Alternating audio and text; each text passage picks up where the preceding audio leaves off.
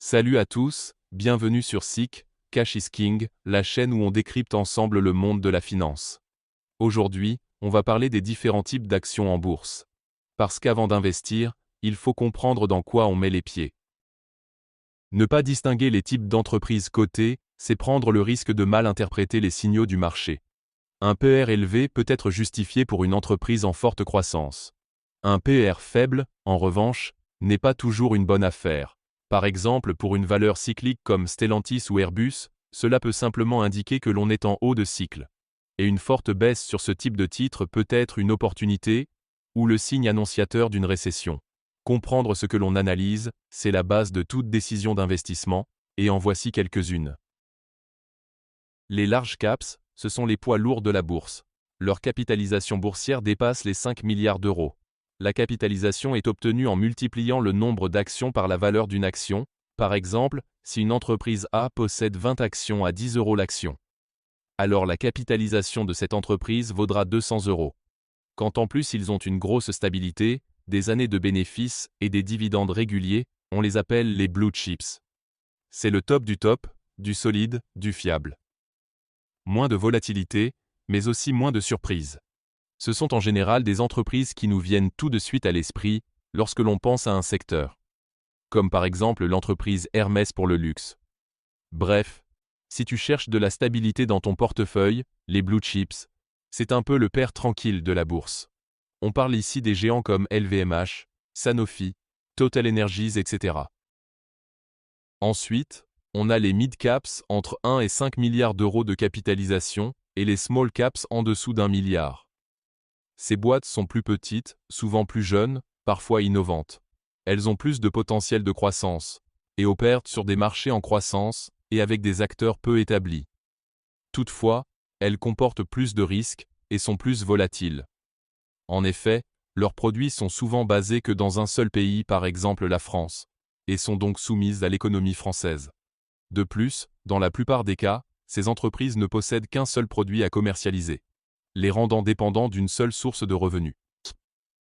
En gros, elles peuvent exploser ou décevoir. Si tu as de l'appétit pour le risque, c'est là que ça peut devenir intéressant. On a par exemple les entreprises comme Swatec ou Lacroix dans ces catégories. Une société cyclique, c'est une entreprise dont l'activité suit directement le rythme de l'économie. Quand l'économie va bien, croissance du PIB, consommation en hausse, inflation modérée, chômage bas. Ces entreprises explosent leurs ventes. Typiquement, les personnes ont plus d'argent et se permettent d'acheter de nouveaux meubles, voitures et même des maisons. Les gens consomment, les entreprises investissent, bref, tout tourne à plein régime. Mais quand la conjoncture se retourne, chômage qui grimpe, inflation trop forte, consommation en berne, confiance des ménages dans le rouge, là, elles prennent cher. Les clients repoussent leurs achats, les commandes diminuent, et les résultats plongent. Exemple typique, l'automobile, les matériaux de construction, le BTP, les biens d'équipement. Ce sont des secteurs très sensibles à l'état de l'économie, car ils dépendent des projets coûteux ou des achats différables. Donc investir dans une cyclique, c'est un peu comme faire du surf. Faut savoir lire les vagues économiques, et surtout éviter la tempête. À l'inverse des entreprises cycliques, les sociétés défensives sont des entreprises dont l'activité reste stable, même en période de crise économique. Pourquoi ? Parce qu'elles produisent des biens et services de première nécessité. En d'autres termes, des choses dont on ne peut pas se passer, même quand l'économie ralentit. On parle ici de l'alimentation, des produits d'hygiène, des soins de santé, ou encore de la distribution d'énergie. Quand le chômage augmente, que l'inflation réduit le pouvoir d'achat, ou que la croissance économique est au ralenti, les consommateurs continuent quand même à faire leurs courses, à se soigner, ou à payer leurs factures d'électricité. C'est cette récurrence dans la demande qui protège ces entreprises des fluctuations du cycle économique. C'est pourquoi on les qualifie de valeurs refuge. Elles offrent aux investisseurs une forme de stabilité dans les périodes d'incertitude. Les sociétés de croissance sont des entreprises qui enregistrent des hausses de chiffre d'affaires très rapides, bien au-delà de la moyenne du marché ou de leur secteur, et misent tout sur l'expansion. Leur stratégie est claire. Priorité à la croissance, pas à la rentabilité immédiate. Elles réinvestissent l'essentiel, voire la totalité de leurs bénéfices, pour accélérer leur développement pour la conquête de nouveaux marchés, embauches, R&D, acquisitions, etc. En conséquence, elles versent peu ou pas de dividendes, car chaque euro est réutilisé pour croître plus vite. L'objectif ? Gagner des parts de marché et bâtir un leadership avant la concurrence. Investir dans ces sociétés peut offrir un fort potentiel de gain, avec des valorisations qui peuvent s'envoler si la trajectoire est respectée. Mais attention, ce type d'entreprise est aussi souvent non rentable à court terme, et donc très sensible aux taux d'intérêt, aux conditions de marché, ou à toute perte de confiance des investisseurs. En résumé, ce sont des actions à fort potentiel, mais à forte volatilité.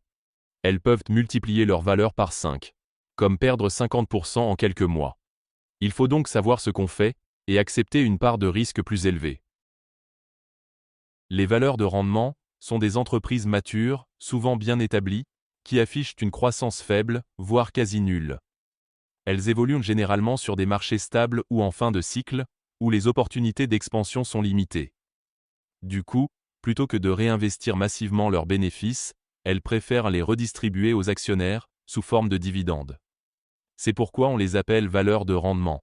Ce sont des actions que l'on choisit pour le flux de dividendes, pas pour espérer un bond spectaculaire du cours. Autre point important, ces entreprises sont parfois sous-valorisées par rapport à leurs fondamentaux. Leur actif net, leurs bénéfices ou leur flux de trésorerie. Ce décalage peut créer des opportunités d'investissement intéressantes, notamment si le marché les a temporairement oubliées. En résumé, ce sont des valeurs qui apportent de la stabilité et du revenu. Idéal pour les investisseurs prudents ou ceux qui veulent un portefeuille qui génère du cash, sans chercher le prochain buzz en bourse. Parmi eux, on a Orange, Engie ou encore AXA. Pour finir, parlons des cas particuliers, les sociétés en restructuration et les fameuses penny stocks. Ces entreprises sont souvent en grande difficulté. Elles font face à des dettes importantes, des résultats en chute libre, ou sont carrément en situation de quasi-faillite. Pour survivre, elles doivent souvent engager des plans de redressement, à la fois financiers et opérationnels. Leur cours de bourse est généralement très bas, parfois même inférieur à 1 euro, c'est ce qui leur vaut le nom de penny stocks. Alors oui, certaines d'entre elles peuvent rebondir, parfois de manière spectaculaire. Mais la réalité, c'est que la majorité n'y parvient pas. Le risque est extrêmement élevé, la volatilité maximale et la visibilité quasi nulle. C'est un terrain réservé aux investisseurs très avertis, capables d'analyser en profondeur la structure financière de l'entreprise, ses perspectives de retournement et ses conditions de refinancement. Pour les autres, c'est simple, c'est la roulette russe. On peut gagner gros, mais on peut aussi tout perdre. Le meilleur ROI. Celui de ta propre formation. Clique sur s'abonner, on s'occupe du reste.